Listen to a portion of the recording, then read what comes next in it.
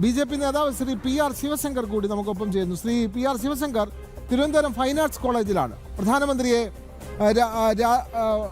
കൊലയാളി എന്ന് വരെ ചിത്രീകരിക്കുന്ന തരത്തിൽ പോസ്റ്ററുകൾ പ്രത്യക്ഷപ്പെട്ടത്. ചില ദേശവിരുദ്ധ സംഘടനകൾ അതിന് നേതൃത്വം നൽകി. ക്യാമ്പസിലൊട്ടാകെ അത്തരം പോസ്റ്ററുകളുണ്ട്. നമ്മൾ ഈ വിഷയത്തിൽ ജനൻ ടി വി അവിടുത്തെ പ്രിൻസിപ്പലിനെ ബന്ധപ്പെട്ടപ്പോൾ പ്രിൻസിപ്പൽ പറഞ്ഞത് ഇത് ക്രിയേറ്റിവിറ്റി എന്നാണ് പറഞ്ഞത്. ഒരു കോളേജിൻ്റെ പ്രിൻസിപ്പൽ പറയാവുന്ന മറുപടി അല്ല അദ്ദേഹം പറഞ്ഞത്.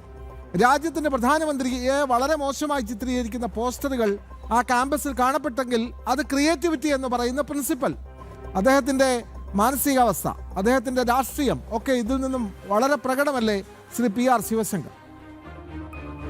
എനിക്ക് ഈ വിഷയത്തെക്കുറിച്ച് സംസാരിക്കുമ്പോൾ ആദ്യം ഓർമ്മ വരുന്നത് പണ്ട് നമ്മളുടെ സരസ്വതി ദേവിയെ ഏറ്റവും വികൃതമായി ചിത്രീകരിച്ചുകൊണ്ട് ഒരു ഉന്നതനായ ഒരു കലാകാരൻ എന്നൊക്കെ നമ്മൾ വിശ്വസിക്കുന്ന ഒരു വ്യക്തി, ഞാൻ അദ്ദേഹത്തിന്റെ പേര് പറയുന്നില്ല, അദ്ദേഹം മരിച്ചുപോയിരുന്നു, അദ്ദേഹത്തിന്റെ പേര് എല്ലാവർക്കും അറിയാവുന്നതാണ്.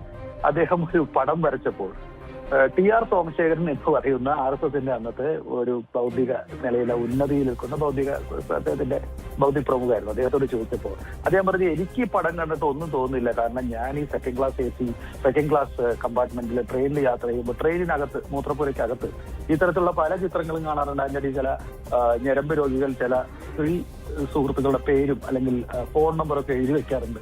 അതുകൊണ്ട് എനിക്കിതൊന്നും കണ്ടാലൊന്നും തോന്നാറില്ല എന്ന ഒരു മറുപടിയാണ് എനിക്ക് ഈ ചിത്രങ്ങൾ കാണുമ്പോൾ തോന്നുന്നത്.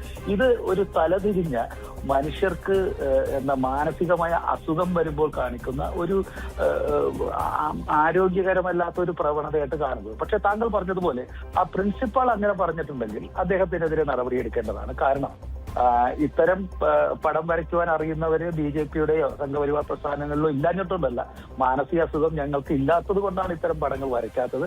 മാത്രവുമല്ല, ഇത്തരം പടങ്ങൾ വരച്ചിട്ടുള്ള സംസ്ഥാനത്ത് 10 വർഷം CPM-ന്റെ ഭരണത്തിലിരിക്കുമ്പോൾ മുഖ്യമന്ത്രിക്കെതിരെയും അതുപോലെ തന്നെ ചില കമ്മ്യൂണിസ്റ്റ് പാർട്ടിയുടെ നേതാക്കൾക്കെതിരെയും ഇത്തരം പടങ്ങൾ വരച്ചവർക്കെതിരെ അന്ന് സംസ്ഥാന സർക്കാർ എടുത്ത ചില നടപടികൾ കൂടി നമ്മൾ കൂട്ടി വായിക്കുമ്പോൾ എന്തുകൊണ്ടാണ് നരേന്ദ്രമോദിക്കെതിരെ, പ്രധാനമന്ത്രിക്കെതിരെ ഇത്തരം വളരെ മോശമായ പടങ്ങൾ വരച്ചു കഴിഞ്ഞാൽ അത് വലിയ ഒരു അവകാശവും അതുപോലെ തന്നെ അവരുടെ ആവിഷ്കാര സ്വാതന്ത്ര്യമാകും എന്നുള്ളതും, അതുപോലെ തന്നെ ഇടതുപക്ഷ ജനാധിപത്യ മുന്നണിക്കും CPM-നെതിരെ അത്തരം ഒരു പ്രവണത കാണിച്ചാൽ അല്ലെങ്കിൽ ഒരു അവകാശം കാണിച്ചാൽ അത് ഭയങ്കരമായ മനുഷ്യത്വ വിരുദ്ധവും അതുപോലെ തന്നെ പുരോഗമന വിരുദ്ധവുമാകും എന്നുള്ളതും ഫൈൻ ആർട്സ് കോളേജിലെ പ്രിൻസിപ്പളിന് മാത്രം മനസ്സിലാകുന്ന രാഷ്ട്രീയമാണ്.